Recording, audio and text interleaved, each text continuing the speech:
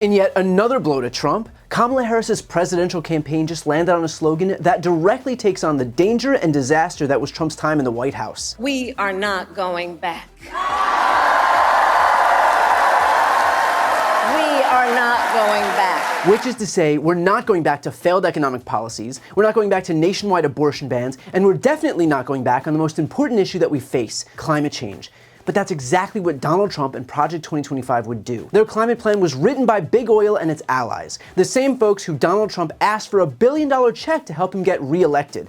Project 2025 doesn't just dismantle the incredible progress we've made, it does so much more. It removes all federal restrictions on drilling in public lands, removes environmental protections on fossil fuel projects specifically, guts the EPA, and eliminates entire federal agencies like NOAA, which, among other things, make sure that we have free weather reports, simply because their work makes clear climate change is real and an enormous threat to the American people. And we couldn't possibly have that. In fact, if you need more evidence that big oil owns Donald Trump and the GOP, how about this? In 2017, Donald Trump appointed fossil fuel lobbyists and executives to run the Interior Department, the EPA, the Department of Energy, and if that isn't enough, he put the CEO of ExxonMobil, Rex Tillerson, in charge of all foreign policy as Secretary of State, which is why it's more important now than ever to say, we are not going back, we're pushing forward. The gold standard for climate plans is the one that climate advocacy group Evergreen Action just put out, one that actually takes on the most urgent crisis of our time and does so by creating jobs, lowering energy costs, and making America a world leader in the clean energy transition.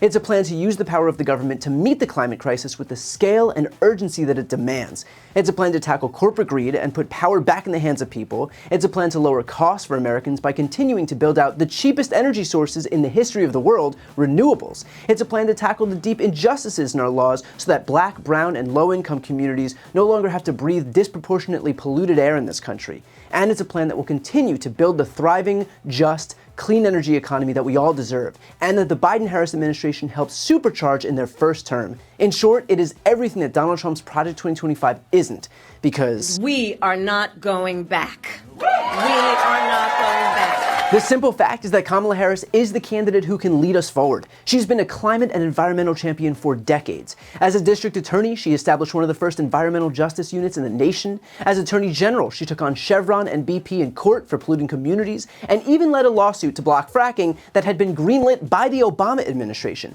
In the Senate, she introduced the Climate Equity Act, which became the model for equity investments in the Inflation Reduction Act. And speaking of, Vice President Harris cast the deciding vote on the most important piece of climate legislation in U.S. history. The yeas are 50, the nays are 50. The Senate being equally divided, the Vice President votes in the affirmative, and the bill, as amended, is passed.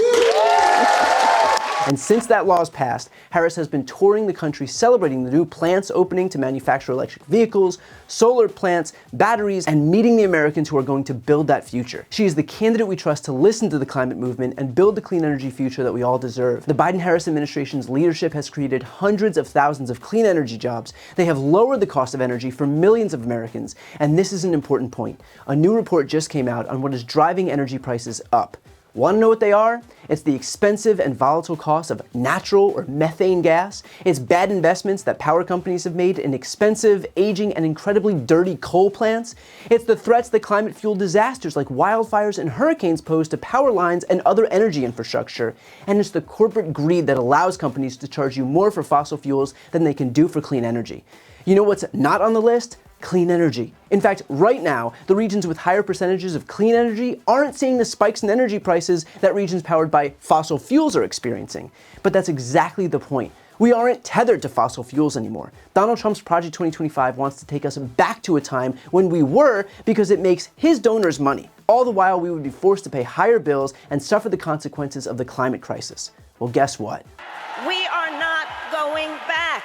This July 21st was the hottest recorded day on record. That is, until July 22nd broke the record. The 10 hottest years on record, it is just the last 10 years. The heat is killing people and fueling fires, hurricanes, floods, and droughts across the country. The science and our own eyes tells us that we're at a critical moment. It is our last chance to take the action necessary to avoid the worst effects of the climate crisis. We cannot allow Donald Trump and his big oil backers to take us back to the days of unlimited pollution. We have the opportunity right now to choose a different path, one that builds equity and prosperity, that keeps our friends and family safe, that lowers our energy costs, that takes on corporate greed and gives power back to the people, and that puts America in the driver's seat of the greatest economic opportunity of our generation. If you agree, share this video and learn more about Evergreen's climate plan at evergreenaction.com/plan.